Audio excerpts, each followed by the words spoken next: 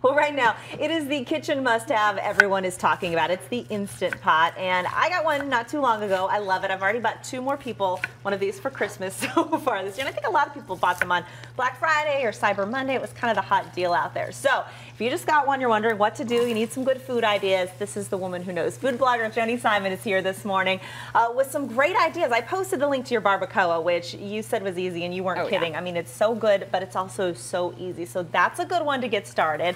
You've got some side dish options for us this morning. Yes, so this is like a classic holiday side. This was, as a kid, my favorite side was the green bean casserole. If it's got the topping on it. Oh yes, French fried onions all the way. But I wanted to, you know, make it Instant Pot friendly, so I don't have to deal with the oven again. Yes. But then too, I didn't want to use a lot of stuff with preservatives, so there's no cream of mushroom soup in this. Interesting. We're gonna kind of make our own. But it'll be as good, you're saying. Just as tasty. I went through many rounds of testing on this because I'm very high maintenance about my green bean casserole. So what I've got going on in here, we've got this on the saute mode on the Instant Pot, and then I've just got a little bit of butter, about 2 tablespoons, along with some onion in there. Well, that's one thing that people say, what's so great about this? One of the things that is so great is it's got that saute function, so you're using less dishes. You don't have to go to the stovetop. You can do that all in one dish. All happening right here. And it's amazing how quickly it heats up, too. You know, it comes right up to temp. And then I just threw some thyme in there, a little salt and pepper, and then we get our green beans here, and you can get 24 to 32 ounces depending on how big of a crew you're serving.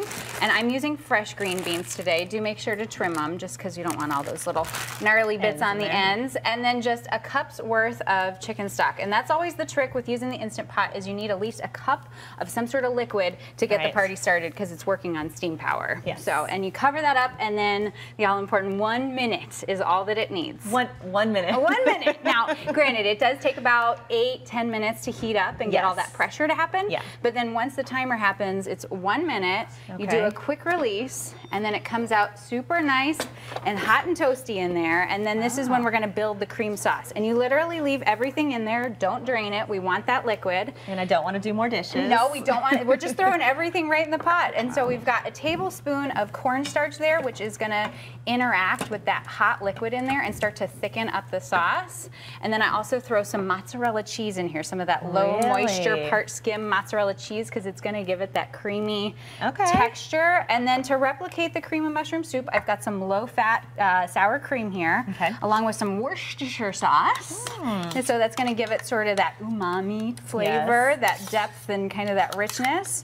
And then we just pour that all in along with the cheese. And because everything's so hot, that cheese is going to start to melt down.